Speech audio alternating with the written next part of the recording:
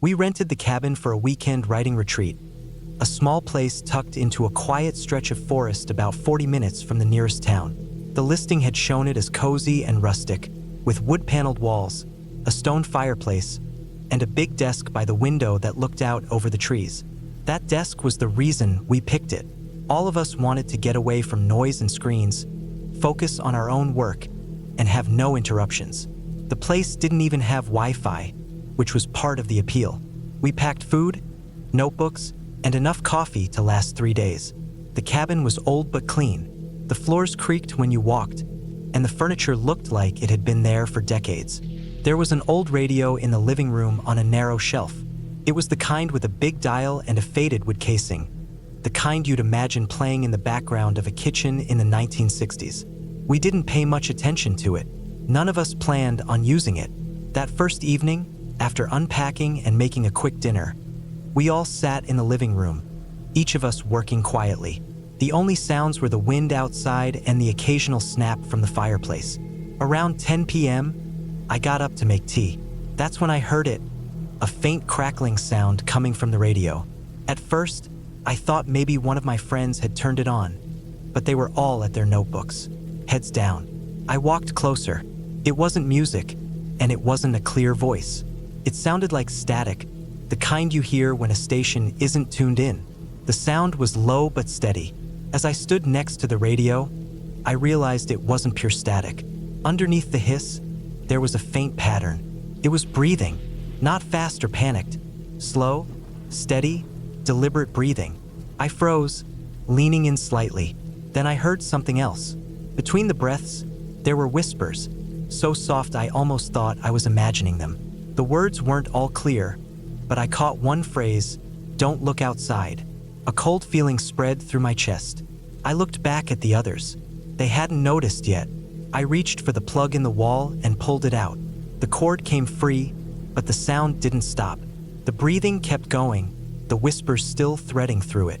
I held the plug in my hand, staring at the radio, which was now completely disconnected. For another full minute, it kept going before fading into silence. When it stopped, the room felt heavy. I didn't say anything right then. I put the plug back in, but I didn't turn it on. We went back to our work, though I couldn't focus anymore. My ears kept straining for the sound to return. Later that night, after everyone else had gone to bed, I sat in the living room again.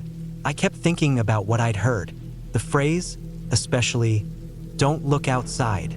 It didn't make sense, but the more I thought about it, the more it made me feel watched. I stood by the window, looking out into the blackness of the trees. There was nothing there, but the darkness itself felt thick, like it was pressing against the glass. I checked the locks before going to bed. The door had an old latch, the kind you slide over, and I made sure it was tight. My bedroom was small, with a single bed and a nightstand. I left my bag leaning against the door, more out of instinct than real logic. Sleep came slowly. Around 3 in the morning, I woke up. At first, I didn't know why, but then I heard it, faint, from the living room. The same static.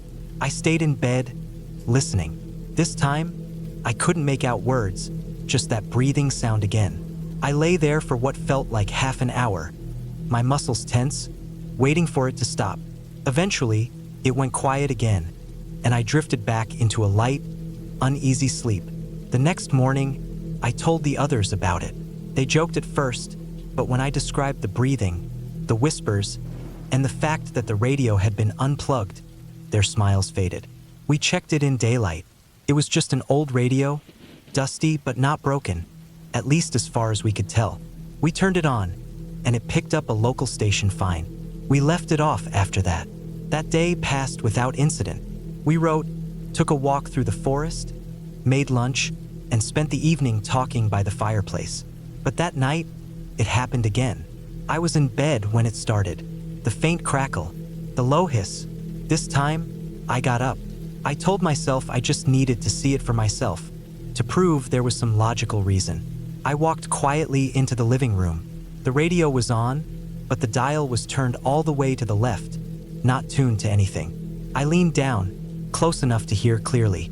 The breathing was there, just like before, and now the whispers came again. My skin prickled as I heard the words, clearer than the first night. "Don't look outside." I stood still, my eyes fixed on the radio. Then, from the corner of my vision, I noticed something through the window. It wasn't movement exactly, more like the faint sense that something was there, just beyond the edge of the light from the fireplace. My first thought was to turn and look, but I didn't. My chest tightened. I slowly stepped back from the radio, keeping my eyes forward. The whispers stopped. The rest of the night, I sat in a chair facing the door, not sleeping, not writing, just waiting. I thought about the phrase again. It was too specific to be random interference. Somebody had said it. Somebody had recorded it. I started thinking about how old this cabin was, how many people had stayed here, how easy it would be for someone to leave something behind. The next morning, I decided to check the place more carefully. While the others were busy making breakfast, I looked around the living room, under the furniture, behind shelves. When I got to the radio, I lifted it off the shelf. It was heavier than I expected. On the back, the screws were loose. I removed the panel and found a small, square device taped inside, a voice recorder. Its battery was almost dead, but the light was still on. There was a tiny speaker built into it, and a wire running into the radio's main casing. It wasn't picking up a station. It was playing something stored on that recorder. I didn't tell the others right away. I took the recorder outside, walked about 50 yards into the trees, and turned it on. It started with the static. Then came the breathing. Then the whisper, clear in the cold morning air. "Don't look outside." After that, more breathing, then silence. I checked the rest of the device. There were other recordings, faint sounds of footsteps on wood, knocks, and more breathing. No voices except that one phrase. The last recording, based on the timestamp, had been made 2 nights before we arrived. I threw the recorder as far as I could into the woods and went back to the cabin. That day, I told the others we should leave a night early. I didn't say why. We packed our bags and left before dark. I don't know who made those recordings or why they were hidden inside the radio, but sometimes, late at night, I think about that last phrase, the one that kept repeating, and I wonder what would have happened if I had looked outside.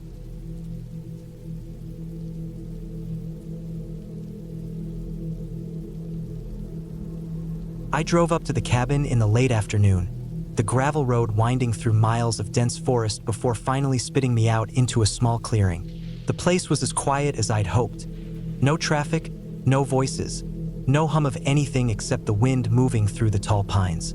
My dog, Ranger, hopped out of the truck before I'd even killed the engine, tail wagging, nose to the ground. I'd rented this cabin to get away from the noise of town, to clear my head.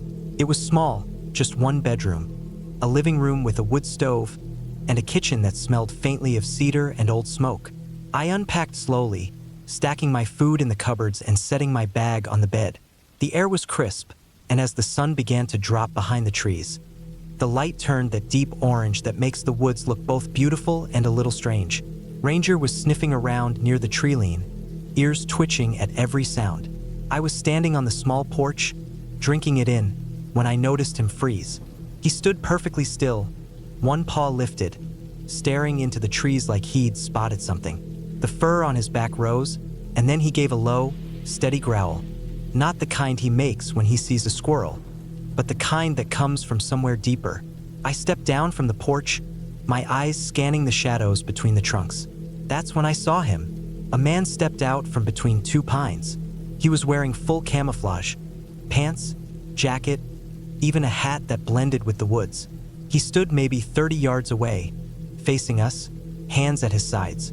He didn't move. His face was shadowed under the brim of the cap, but I could feel his eyes on me. I shouted across the clearing, more out of instinct than anything. My voice felt too loud in the stillness, but he didn't react. He just stood there. Then, slowly, he began to back into the trees again, one careful step at a time, until the shadows swallowed him. I kept watching long after he was gone, my heart thudding, but there was no more movement. The sun dipped lower.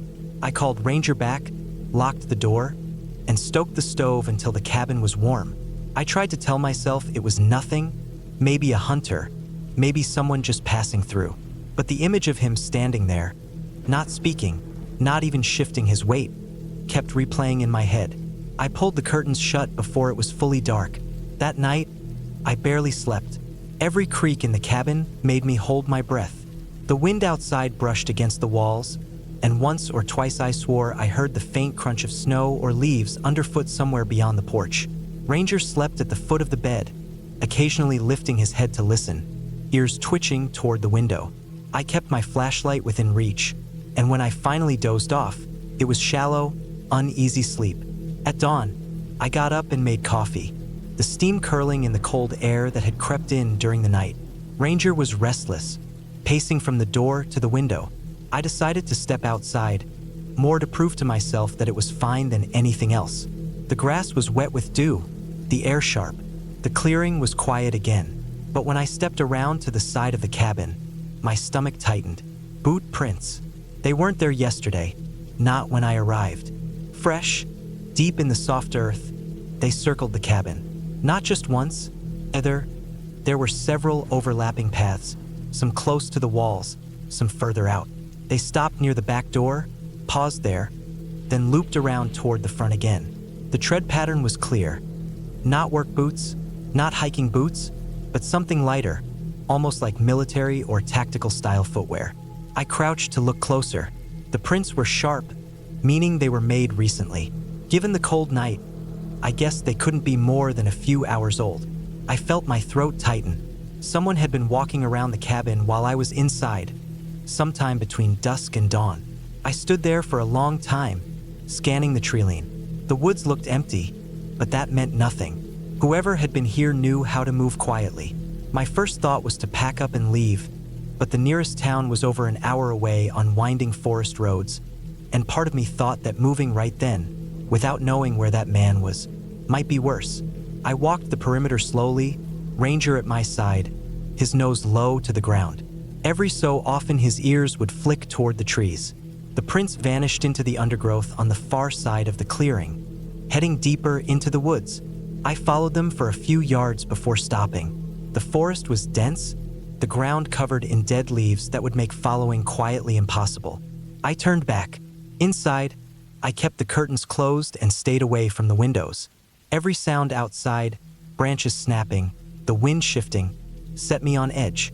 The thought that he could be out there, watching, waiting for night again, stuck with me like a stone in my stomach. I lasted a few more hours before deciding I couldn't stay. I packed quickly, loaded Ranger into the truck, and checked the yard one last time. The prints were still there, clear as before, circling the place like someone had been studying it, learning the layout, maybe even checking for weak points. The drive out was slow. Every turn in the road, I expected to see that man again, standing at the edge of the woods. I didn't. By the time I reached the highway, my hands had loosened on the wheel, but the unease stayed with me. Back in town, I called the rental owner to tell them what happened. They said the property was supposed to be private, no neighbors for miles. They didn't know who it could have been. They sounded concerned, but not surprised, like maybe they'd heard something like this before. I still think about that morning, about the prints in the wet earth. Whoever he was, he didn't want to talk. He didn't want anything obvious. He just wanted to get close enough, without being caught, to make sure I knew he could.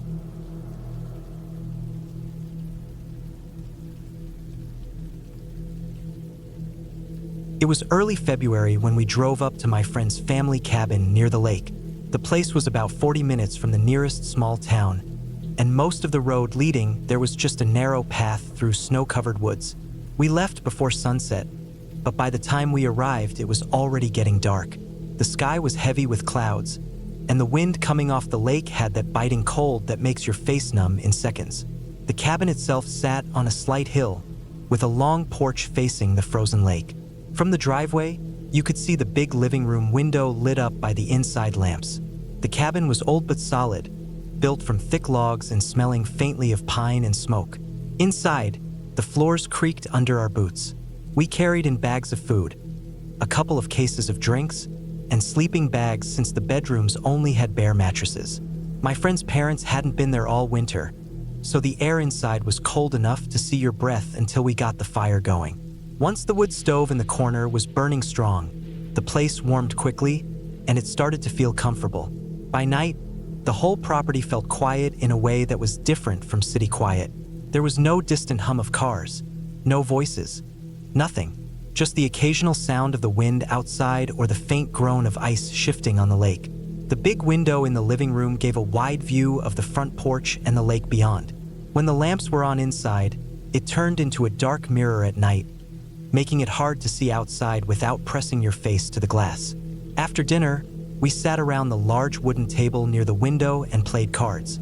The table was old, its surface worn and scratched, with candle wax stains from years ago. The fire crackled in the background, and the warm air made me feel lazy. I remember idly glancing toward the window while shuffling the deck. That's when I saw him. It wasn't like a quick movement or a shadow. It was a man's face, pale and pressed against the glass, just above where the frame met the pane. His skin looked damp, his dark hair flat against his head as if wet, and his eyes were locked straight toward us. There was no smile, no expression, just that blank stare. For a moment, my brain didn't process it. I thought it was maybe one of my friends pulling a prank, but everyone was in the room. My stomach turned cold, and I froze. Then my hand slammed the cards down, and I jumped up so fast the chair tipped backward. The others followed my line of sight, and the next second, we were all moving, boots on, jackets half-zipped, rushing for the door. When we stepped onto the porch, the air hit me like a wall. The snow crunched loudly under our feet.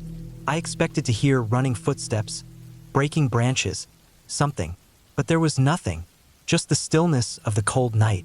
The snow stretched out across the yard toward the tree line, untouched except for our own fresh prints from earlier. No tracks led to the porch, no marks where someone could have stood outside that window. It didn't make sense. We stayed outside for a while, scanning the dark, checking around the cabin with flashlights. Every corner, every side, nothing. The wind had picked up, rattling bare branches. I remember the way my breath came out in heavy clouds as I looked out over the lake. It was frozen solid, a sheet of white and gray under the clouded sky, with no movement at all. When we went back in, the fire's warmth didn't feel as comforting as before. The window now felt like a weak barrier, the glass far too thin between us and whatever had been out there. We checked the locks on both doors twice before going to bed. None of us talked much after that. The next morning, I woke early, before the others. The sun was barely up, a dull gray light spilling through the window. I stepped outside onto the porch with a mug of coffee, pulling my jacket tight against the cold.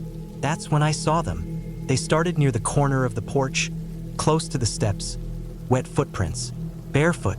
The prints were large, probably a man's, and spaced in a way that suggested someone had walked slowly. The edges of the prints had started to freeze, but the centers were still damp, dark against the lighter wood. They led along the porch, past the big living room window, and stopped near the far side by the railing. No tracks led to the porch from the yard.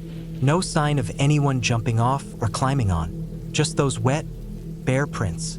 I crouched down, staring at them, my breath fogging in front of me. The thing that unsettled me the most wasn't just that someone had been standing there barefoot in the freezing cold. It was that the snow around the cabin was completely undisturbed. No ladder marks, no scuffs, no handprints, no sign of entry. The ground was pristine, except for the prints on the wood. When the others woke up, I showed them. We didn't say much, but the tension in the room grew. We spent most of the morning going over what could have happened. Maybe someone had been inside the cabin at some point, waiting. But nothing was missing, no signs of forced entry. The attic was just dusty boards. The crawl space was empty. Every window was locked from the inside. By the afternoon, the wind off the lake had picked up again, and the temperature dropped even lower. We decided to leave a day early. Packing was quick, and no one argued. I remember loading the last bag into the car and glancing back at the porch. The prints were still there, faintly darker than the rest of the wood, frozen in place. On the drive back, I kept replaying that moment, the pale face in the glass, the way the eyes didn't blink, the wet hair. In the city, it's easy to explain away strange things. Out there, in the silence and cold, explanations don't come so easily. I've thought about it a lot since then. The wet footprints mean he was real. He wasn't a trick of the light, wasn't my imagination. But the way he appeared and vanished without a single mark in the snow, that's the part one can't reason out. Either he was already on that porch before we saw him, in the dark, watching, or he found a way to get there without leaving a single trace. Both possibilities are worse than anything I could have made up.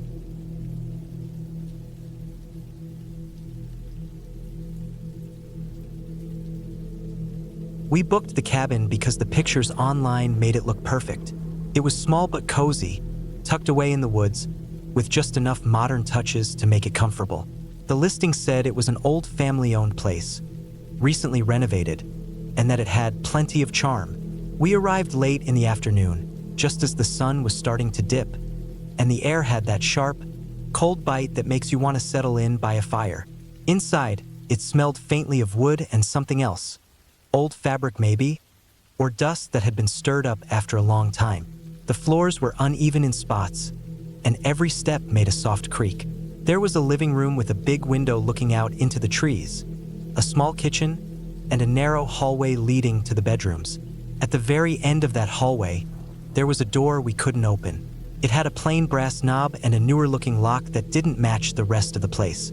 The host's welcome note mentioned nothing about it, so we just assumed it was a utility closet or something they used for supplies. We unpacked, made dinner, and settled in for the night. The first day was quiet. I spent some time outside walking the property while my partner read on the porch. The air was still, and aside from the sound of leaves crunching under my shoes, it was silent. That evening, we watched a movie on my laptop, then went to bed. It was the second night when things changed. Around midnight, I woke up for no reason. The cabin was dark except for the faint orange glow of the space heater in the corner. At first, I thought I'd heard the wind or maybe an animal outside, but then I realized the sound was coming from inside the hallway. It was faint, uneven. I lay still, holding my breath, trying to figure it out. It sounded like coughing. Not loud, not sharp, just a slow, dry cough that came in short bursts, like someone trying not to be noticed.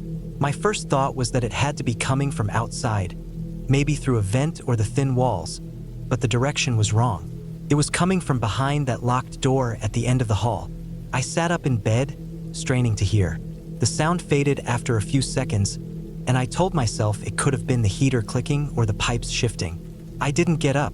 I just waited until my heartbeat slowed and eventually fell back asleep. The next morning, I mentioned it casually when we were having breakfast. My partner said they hadn't heard anything. We shrugged it off. The cabin was old buildings make sounds. That day, we explored a nearby trail and stayed out until dusk. By the time we got back, it was colder and the wind had picked up. Inside, the place felt warmer, but the hallway to the bedrooms was darker than the rest of the cabin. Like the light bulb, there wasn't quite strong enough. I noticed the locked door again as I passed it. I didn't touch it, but something about it felt different now, like I was more aware of it being there. That night, I woke up again, but this time it wasn't coughing. It was footsteps. Slow, deliberate, and heavy enough to make the floor creak. They started faint, like they were on the far side of the hallway, then moved closer, stopping near that locked door. There was a pause, then the sound of weight shifting on the floorboards, almost like someone turning around. My skin went cold. The sound stopped as suddenly as they started. I didn't hear anyone walking away, just silence. I stayed awake for over an hour, waiting for something else, but nothing came. Eventually, I fell back asleep, though it was restless. On our last morning, the air inside the cabin felt colder than before, even with the heater running. We were packing up our bags in the bedroom when I heard it again. Footsteps. Not from the hallway this time, but inside that locked room. It was unmistakable, the sound of someone moving slowly, with enough weight to make the boards groan under them. I froze in place, listening. The steps moved from one side of the room to the other, then stopped. There was no talking, no coughing this time, just the sound of someone being there. The weirdest part was how normal the sounds were. It didn't have the random pattern of an animal or the shifting of furniture. It was steady, controlled, and human. I walked to the end of the hallway and looked at the door. It was still locked. The brass knob was cold to the touch. I stood there for a long moment, listening, but the sound had stopped. My partner came into the hallway, ready to load the car, and I didn't say anything. We finished packing quickly. Before we left, I went outside and stood near that end of the cabin, looking at where that room would be from the outside. The windows there had been boarded over, not with fresh wood but with old, weathered planks that had darkened from years of exposure. You wouldn't notice unless you were looking closely. When we returned the keys to the lockbox, I checked my phone. The host had sent a thank you message, saying they hoped we'd enjoyed the stay. I thought about asking what was in that locked room, but I didn't. The whole drive home, I kept thinking about the coughing, the footsteps, the boarded up windows. It wasn't ghosts or anything like that. It was the fact that someone had been inside that room while we were there. Someone who never left. Someone the host either didn't want us to know about or didn't think we'd notice. And that made the whole place feel different in my mind. By the time we reached the highway, the cabin already felt far away, but the thought of it stayed with me. The sound of that cough, the weight of those footsteps, the locked door that was never supposed to be opened, and the way I knew, without a doubt, that someone had been behind it the whole time.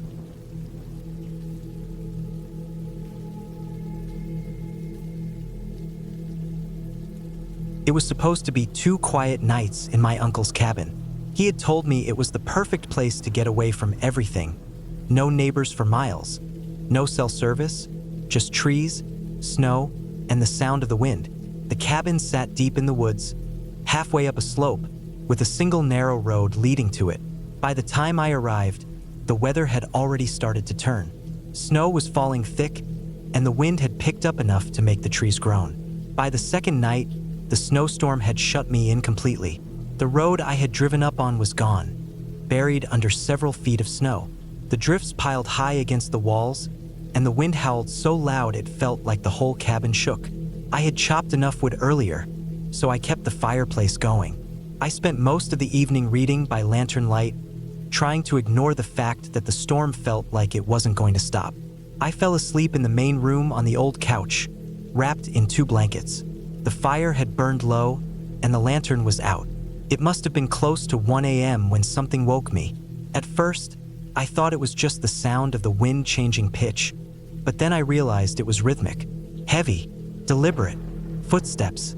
They were directly above me, on the roof. They started on one side of the cabin and moved to the other, slow and steady, like someone walking back and forth. I stayed still at first, listening. The snowstorm was still raging, so it made no sense that I could hear them so clearly. The sound was too solid, too defined to be the shifting of ice or branches. My first thought was maybe an animal, a deer or a moose, maybe, though I didn't know if either would get onto a roof. But the pacing didn't match the way animals move. It was too even, too measured. A few steps, then a pause, then a few more steps, back and forth. The longer I listened, the colder my skin felt. It wasn't frantic movement. It was someone up there, just walking. I got up as quietly as I could. My boots were by the door, but I didn't put them on yet. I grabbed my flashlight from the table. The beam was strong, cutting through the darkness inside the cabin. I stood by the window, trying to angle it upward, but the overhang of the roof blocked my view. I thought about going outside to check, but the storm was still brutal, and stepping out into it blind didn't feel smart. Still, I couldn't shake the thought that maybe someone was out there. The pacing stopped. For a few seconds, all I heard was the wind. Then, nothing. Just silence, as if whoever, or whatever, had been up there was now standing still. I waited, my ears straining for any sound. Then, slowly, I stepped into my boots, pulled on my coat, and unlatched the door. The cold hit me instantly, sharp enough to sting. The snow was already up to my shins, and the wind pushed against me hard enough to make me brace myself. I shone the flashlight around the side of the cabin, sweeping over the white ground. That's when I saw them. Boot prints. Fresh, sharp edges, not yet softened by the wind. They led from the tree line toward the side of the cabin. The steps were deep, like whoever made them was heavy, and they stopped right where the wall began. I followed the line with my light, and they went straight to the side of the cabin. Then nothing. No prints leading away. No trail back to the trees. Just the ones coming in. I craned my neck, trying to see the roof. The snow up there was thick, but I couldn't make out anything through the swirling flakes. My gut twisted. The prints were too clear to be old. They had been made while the storm was still going, which meant they couldn't have been there for long. I circled to the other side of the cabin, scanning for more prints. There were none. Whoever had been there hadn't walked back into the woods. I didn't stay outside long. My hands were already going numb even through my gloves. I went back in, locking the door behind me and throwing the deadbolt. I shoved one of the kitchen chairs under the handle out of habit. Back on the couch, I tried to tell myself it was nothing, maybe a hunter caught in the storm, maybe someone looking for shelter who changed their mind. But I kept thinking about the prints. The snow was deep and heavy. Climbing onto the roof would have been hard in those conditions. And yet, the steps on the roof had been steady and clear, not like someone struggling. The rest of the night, I stayed awake, flashlight in my lap, listening for any sound. There was nothing else. No more pacing, no more movement, just the storm dying down toward dawn. When the first light came, I went outside again. The wind had calmed, and the snowfall had slowed to a light drift. The prints were still there, just as clear as before, leading to the wall of the cabin. I walked to the spot directly beneath where I'd heard the pacing. The snow was packed down along the edge, like someone had stood there for a while before climbing up. I stepped back and looked up at the roof. The snow was uneven, with a long, shallow depression running from one side to the other, exactly where I'd heard the footsteps. I checked every side of the cabin. No exit trail, nothing in the trees nearby. Whoever it was had gotten up there, paced for a while, and then nothing. I spent the whole day trying to make sense of it. The storm had kept me trapped anyway, so I couldn't leave. I kept glancing at the roof through the windows, half expecting to see movement again. The prints on the ground stayed until evening, when fresh snow began to fall and cover them. That night, I barely slept, not because I heard anything again. This time, the roof was silent, but because I kept thinking about how far I was from anyone. No cell service, no neighbors, no one to help if something happened. By the time the storm cleared enough for me to drive out the next morning, I was exhausted. The road was still treacherous, and the truck slid more than once on the way down. When I reached town, I told myself I wouldn't mention it to anyone. What was I supposed to say? That someone had been on the roof in the middle of a blizzard and vanished without leaving? It sounded like something you'd read in a story, but even now, I can still hear it. The sound of those slow, heavy steps crossing from one end of the cabin to the other, again and again, in the middle of the night, and the way the prints came in from the woods, but never left.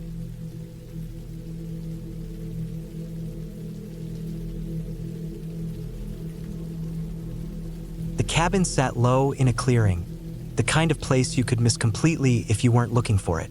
My buddy and I had been using it for a weekend hunting trip, a structure so old the woods smelled like it had soaked up decades of rain, smoke, and animal fur.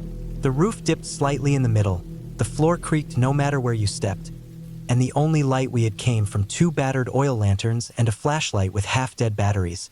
It was the sort of place where silence felt heavier than normal, the kind that pressed on your eardrums until every snap of a branch outside made you turn your head. We had gotten there in the afternoon, spent the daylight setting up camp inside, making sure the door latch worked, and stacking firewood by the stove. The place had no insulation worth mentioning, just thin walls and a draft that came through the gaps in the boards. That night, after a small fire and a dinner of beans and jerky, we settled in. The lanterns hissed quietly in the corners, their light spilling out in warm yellow pools. Outside was total blackness. Out here, once the sun dropped, it was like someone had draped a blanket over the whole world. No moon that night, no distant glow from towns, just dark.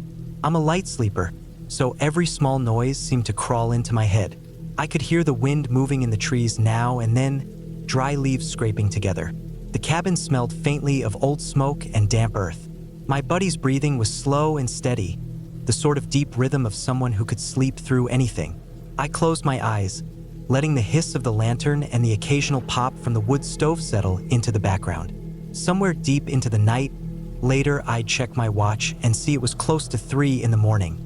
I woke up. At first I thought it was because the wind had picked up, but when I opened my eyes, I saw it. A light outside. It came in through the narrow space between the curtain and the wall, bright enough to cut across the dark room. It wasn't a steady glow like a lantern sitting still. It moved, swaying slightly, the way a handheld torch or flashlight would look when someone was walking with it. I lay there for a moment, just watching that slice of brightness. My pulse started hammering before I'd even sat up. There was no reason for anyone to be here. The cabin was miles from the nearest road, and we hadn't told anyone exactly where we'd be. It wasn't the kind of place you stumbled onto by accident in the middle of the night. Slowly, I reached for the rifle propped up against the wall beside my bed. My hands felt stiff, cold, though the room wasn't freezing. I kept my eyes on that light, waiting to see if it would come closer. The movement stopped for a few seconds, then started again. I could almost picture the arc of someone's arm carrying it. I didn't hear footsteps, but the walls of the cabin weren't thick enough to block out sound completely. The quiet was worse than hearing something. I got up and crossed the floor, the boards under me complaining with each step. I unlatched the door as quietly as I could, then pulled it open. The cold hit me right away. My breath came out in clouds. The rifle felt heavier than usual in my grip. I looked out into the trees, my eyes adjusting to the dark. Nothing, just black. The light was gone, as if it had never been there. I listened hard, no crunch of leaves, no breaking branches, just the distant rustle of the wind in the treetops. My gut felt tight, that unsettled feeling you get when you're sure you've seen something but the world is pretending you didn't. Behind me, I heard movement. My buddy had gotten up. He had that half-awake stiffness in his posture, but I could tell from his face he'd seen it too. I didn't need to ask. His eyes were scanning the same patch of darkness as mine, looking for any sign of a figure.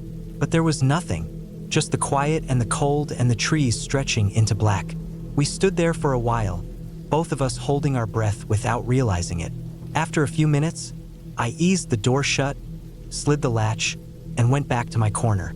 I kept the rifle beside me and didn't take my eyes off the curtain for a long time. Eventually, the room stayed dark and still, and I must have drifted off. When morning came, the cabin was filled with that pale, washed-out light you only get on cold mornings in the woods. The air smelled like damp wood smoke from the stove, and the frost on the grass outside glittered where the sun hit it. We stepped out to stretch and check the firewood pile. That's when we saw them, 2 cigarette butts lying right in the dirt beside the door.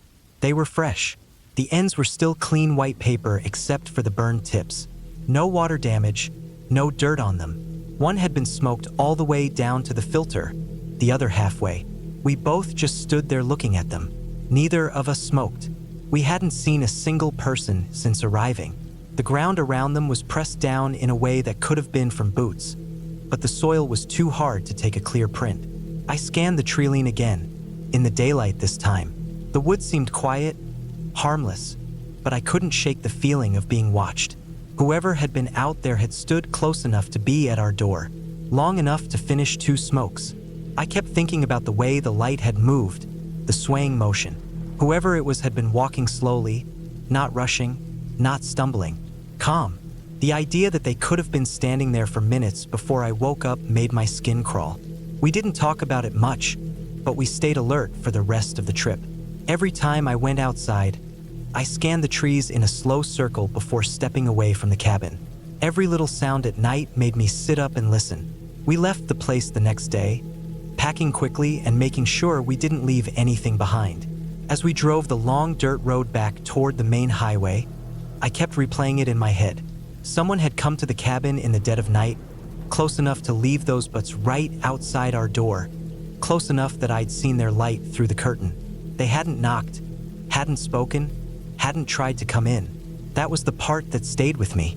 They'd been there, watching, close enough to touch the walls if they wanted to, and then they just walked away, leaving no sign except for those 2 burned down cigarettes sitting in the frost. I never figured out who it was or why they were there, and I don't think I ever will. But I know one thing: I'll never sleep easy in a place like that again.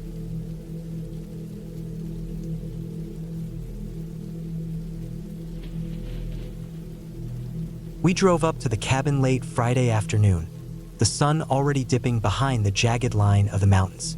The road wound higher and higher, twisting through thick pines and patches of bare, snow-covered ground. There wasn't much else around, just long stretches of forest broken up by frozen creeks and the occasional sagging wooden fence that looked like it had been there for decades. The nearest town was more than 20 miles back down the road, a tiny place with one gas station, a diner, and a grocery store that felt more like a supply outpost than anything else. By the time we reached the turnoff for the cabin, the daylight was nearly gone, and a thin layer of frost had already begun to creep over the windshield. The cabin itself sat a few hundred yards off the main road, down a narrow dirt path lined with snow-laden branches. It was small, 2 bedrooms, a living room with a wood stove, and a kitchen with just enough space to move around without bumping into each other. There was a back door that opened onto a small porch, which faced a slope that led into dense woods. Beyond those trees, the land just seemed to keep going. No lights, no sounds, nothing. The first night passed quietly. The cold outside made the cabin feel almost too warm, and the only sounds were the faint crackle of the fire and the occasional creak of the old wood settling.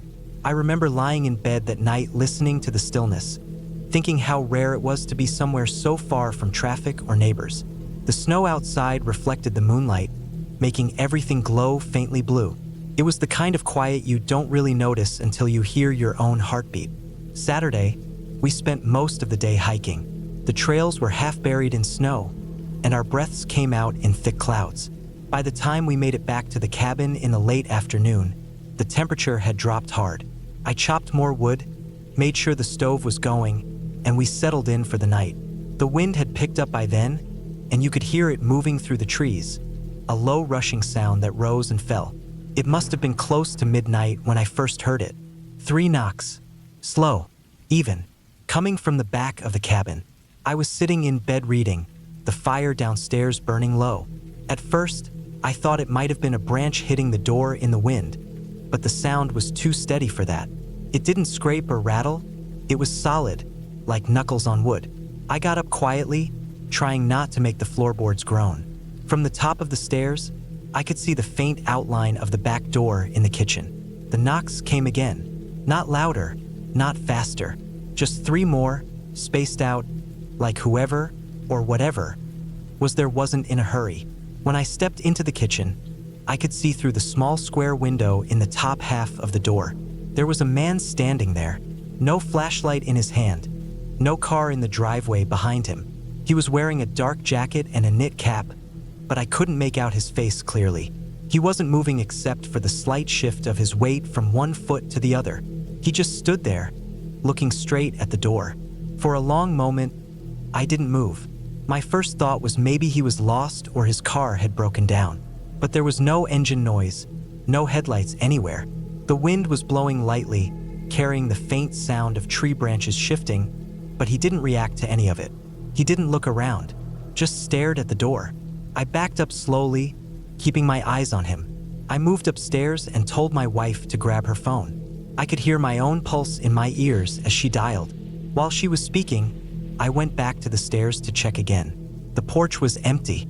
No man, no movement. Just the snow catching the moonlight, untouched except for a few small piles that had drifted against the railing. We waited, lights off except for the dim glow from the fire, until we heard the crunch of tires in the driveway. The county deputy pulled up in an SUV, his headlights sweeping across the trees. I stepped outside to meet him, the cold biting instantly through my shirt. My breath hung in the air as I pointed to where I'd seen the man. The deputy walked around the back of the cabin with his flashlight, the beam cutting through the dark. A minute later, he called me over. There were footprints in the snow, fresh, sharp-edged from the cold, the tread pattern clear. They came right up to the back door, turned slightly, and then led away toward the slope into the woods. No drag marks, no other tracks, just a single set of footprints, spaced evenly, heading into the trees until they disappeared into the shadows. The deputy followed them a few yards, his light moving back and forth, but the forest swallowed it up quickly. He came back shaking his head, said they'd keep an eye out, but there wasn't much else to do unless someone reported a missing person. I asked if it could be an animal's tracks, but the prints were too clean, too human. You could even see where the heel had sunk deeper than the toe. After he left, I stood at the back porch for a while, watching the tree line. The wind had picked up again, carrying a faint groan from the tall pines as they swayed. The slope into the woods seemed darker than before, as if the night had settled in heavier there. I kept waiting for some movement, some sign of whoever it was. But there was nothing. We didn't sleep much after that. Every small sound, the settling wood, the gusts against the windows, made my skin tighten. Around 3 in the morning, I thought I heard something faint from outside, like the crunch of snow under weight. But when I looked, there was only the stillness again. In the morning, I checked the tracks. They were still there, sharp and frozen. I followed them as far as I could before the snow became too uneven to make them out. They went straight into the woods without turning or breaking off. Just a clean, deliberate path deeper and deeper into the trees. The odd thing was, there were no tracks coming back out. Just the one set, leading away from the cabin, as if whoever made them hadn't planned on returning. The air was colder than the day before, and the wind coming down from the ridge felt sharper. I stood there for a long time, scanning the forest. Even though I couldn't see anyone, I couldn't shake the feeling that if I walked far enough in, I'd find him, standing still again, watching, without saying a word. We left later that day, earlier than we had planned. As I loaded the car, I kept glancing at the back porch and the edge of the woods. The tracks were still there, frozen in place, leading away like an unfinished sentence. The cabin looked the same as it had when we arrived, quiet, still, surrounded by nothing but snow and trees. But the whole time we drove back down that winding road toward the valley, I kept picturing that man at the door, his eyes fixed on the cabin, his reason for being there locked away somewhere I didn't want to understand. Even now, I don't know who he was, where he came from, or why he chose our cabin. But I do know this: those woods are big enough to swallow someone whole, and if you go far enough in, you might not come back. Whoever he was, he walked into that darkness without hesitation, and I have no doubt he's still out there somewhere, moving through the trees in the same slow, steady way he knocked on that door.